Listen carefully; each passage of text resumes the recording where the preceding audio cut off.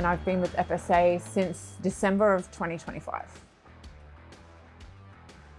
The majority of my role is probably around health promotion, particularly for most of the workers here on the camp. We've got about, I think about 600 or 700 workers here on an average day.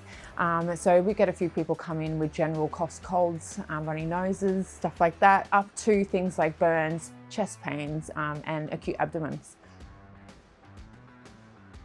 So a typical day would be coming into the clinic, opening the clinic up quite early in the morning, getting it ready for basically the day of patients coming through, or some of the guys and girls on the camp coming through to see us. We could see a couple of people a day. We'll do some paperwork, general training, so first aid, CPR training for a lot of the workers, as well as just going about the camp, introducing ourselves, making sure everyone's first aid kits are up to date, and just doing sort of like a meet and greet across the camp. So I can tell you why I decided to go permanent with FSA, and that was because of the team environment. I came here and worked at the Moomba camp, and it wasn't just me. I have a paramedic, I have a group of firefighters, I have security, and it just feels like a family. And that team environment is what kept me here, and that's what I find FSA strives with.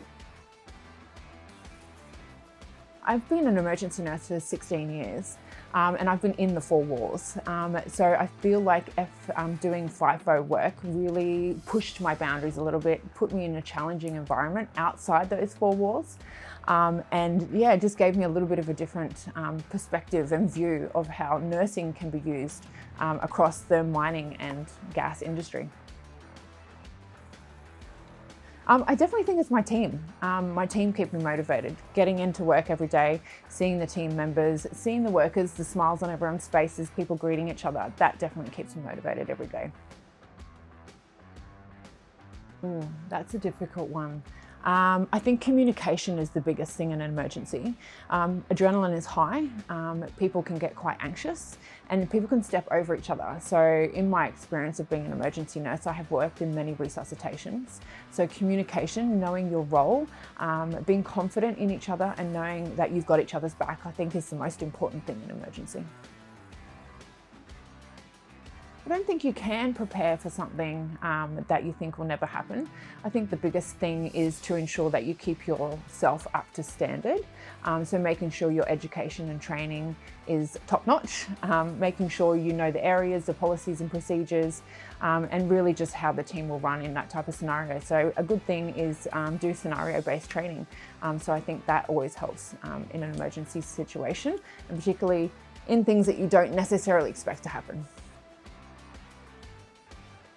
Yeah, I think that a lot of people think that FIFO or mining, it's a step back in your industry. From my perspective as an emergency nurse, it's a step back. I wouldn't agree with that. I definitely think it's just a change in direction.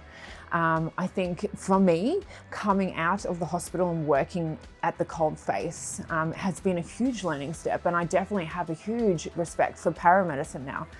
It's a side to the medical industry that I hadn't seen before, and I think that's something that everyone should experience. It gives you autonomy and the ability to make decisions on the go, which I don't normally have in the hospital.